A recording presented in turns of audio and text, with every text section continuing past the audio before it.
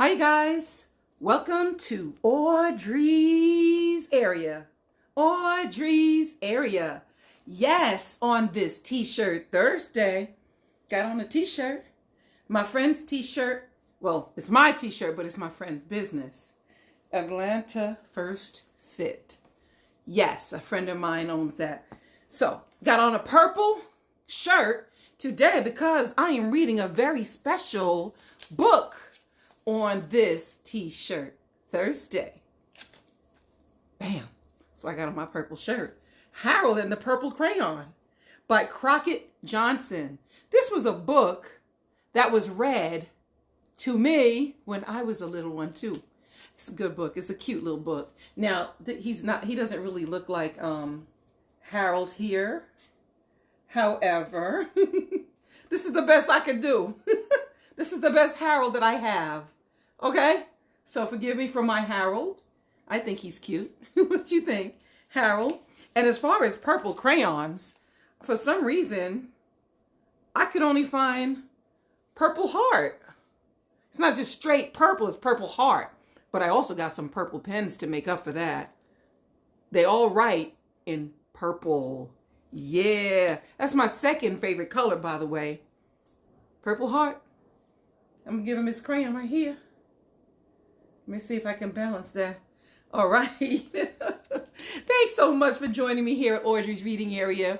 Don't forget, you guys, please hit like and please hit share. And when I'm finished this video, go on over to YouTube and smash that subscribe button for me.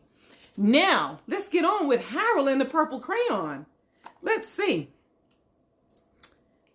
Harold and the Purple Crayon by Crockett Johnson. Yeah. It says, one evening, Harold decided to go for a walk in the moonlight. But there wasn't any moon. And Harold needed a moon for a walk in the moonlight.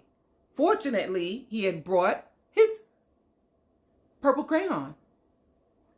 He brought his purple crayon. So he drew a moon. He also needed something to walk on. So he drew a path.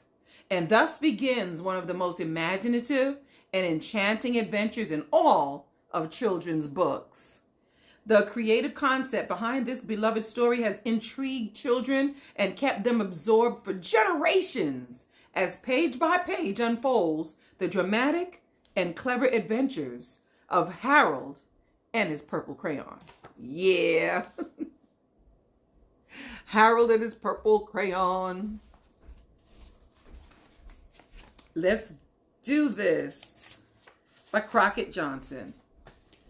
Harold and his purple crayon, you guys, look at this. One evening, after thinking it over for some time, Harold decided to go for a walk in the moonlight.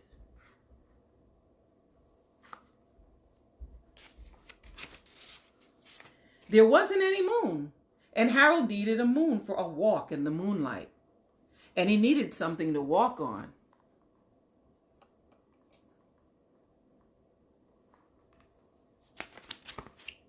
He made a long, straight path so he wouldn't get lost. And he set off on his walk, taking his big purple crayon with him.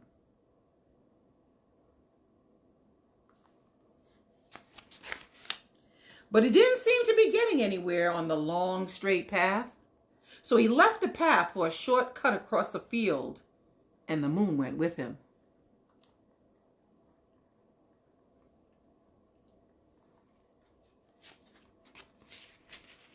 The shortcut led right to where Harold thought a forest ought to be. He didn't want to get lost in the woods, so he made a very small forest with just one tree in it.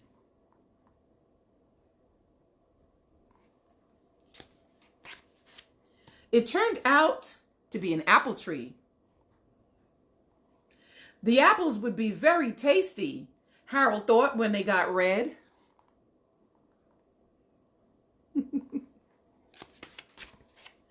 So he put a frightening dragon under the tree to guard the apples. It was a terribly frightening dragon.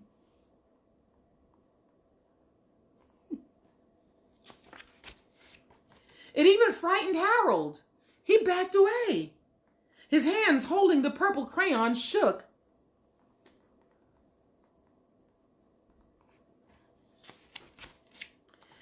Finally, he realized what was happening, but by then, Harold was over his head in an ocean.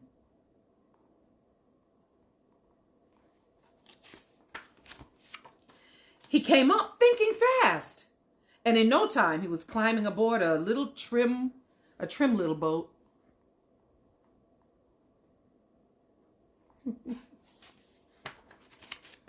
He quickly set sail, and the moon sailed along with him.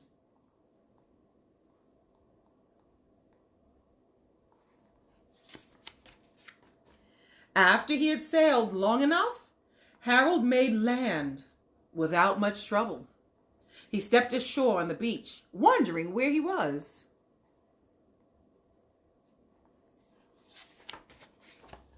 The sandy beach reminded Harold of picnics, and the thought of picnics made him hungry. So he laid out a nice, simple picnic lunch.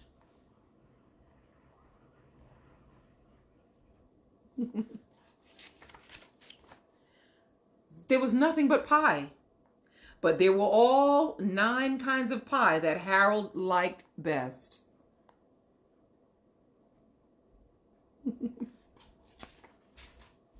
When Harold had finished his picnic, there was quite a lot left. He hated to see so much delicious pie go to waste.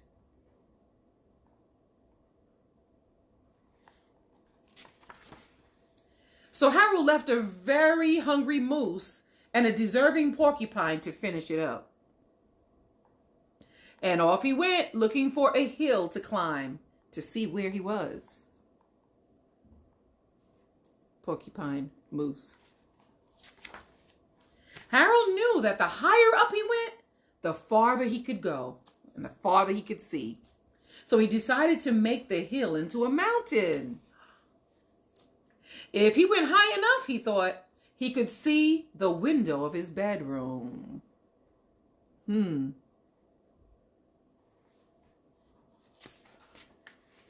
He was tired, and he felt he ought to be getting to bed. He hoped he could see his bedroom window from the top of the mountain.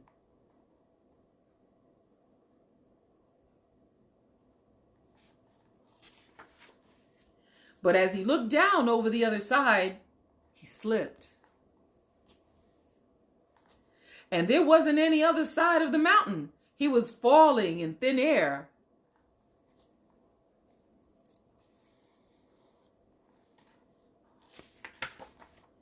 But luckily, he kept his wits and his purple crayon. His purple crayon. He made a balloon and he grabbed onto it. Quick thinking. And he made a basket under the balloon big enough to stand in.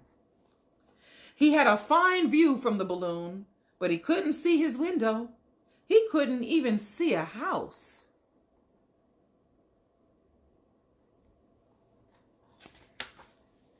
So he made a house with windows, and he landed the balloon on the grass in the front yard.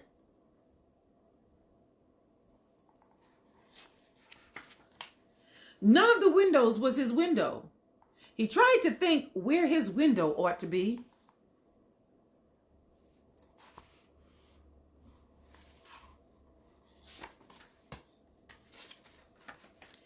He made some more windows.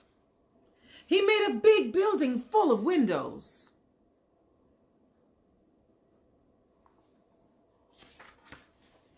He made lots of buildings full of windows.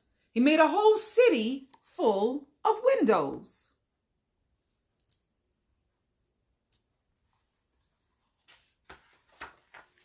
But none of the windows was his window.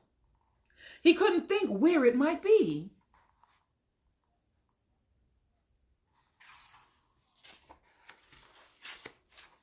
He decided to ask a policeman. The policeman pointed the way Harold was going anyway. But Harold thanked him.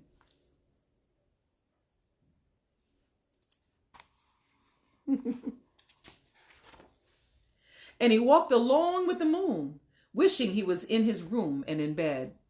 Then suddenly, Harold remembered He remembered.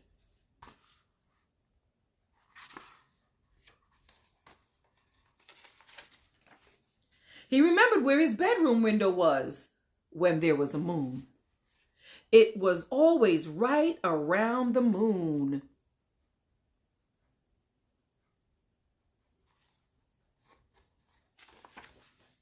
And then Harold made his bed. He got in it and he drew up the covers.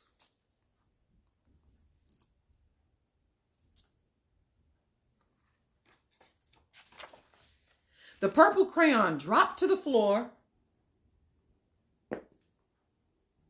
and Harold dropped off to sleep. Aw, the end. Aw, it's the end. Harold and the purple crayon. Harold and the purple crayon. Yes. Thank you guys so much for being here while I read this fun and exciting book to you guys. Harold and the Purple Crayon. It was one of my favorites growing up. It just helped you use your imagination and just kind of just lay back and just draw things in your mind. And that's why I love it so much. And again, Harold, Purple Crayon. Thank you. Don't forget to go on over to YouTube to Audrey's Reading Area and smash that subscribe button. Now, I will see you again tomorrow, right, you guys? You'll be here live at 5 tomorrow. All right. I will see you soon. Let me shout out to all my people that's here right now. My mom's name is Bev. Thank you so much, Mom. Thanks for being here. David King. Thank you for being here. Mama, and David Bourne, thank you so much for being here, Bourne. Always supporting. Jillian, thank you, Jillian. Thanks for being here. And thank you, I know Sheena G's on here. And Howie, thank you, Howie. Thank you guys so much for being here as I read these fun and exciting books. Thank you for your love and support. And a big shout out to everyone who has donated and helped me buy all the props and all the things and the books. You know, some people have sent me boxes of books too. Thank you. The t-shirts for T-shirt Thursday. Had to get some, all sorts of stuff to wear. Changes so that I can wear and read some more books to you guys. Thank you so much for all the donations. Once again, I will see you again tomorrow live at 5 tomorrow here on Audrey's Reading Area. See you soon.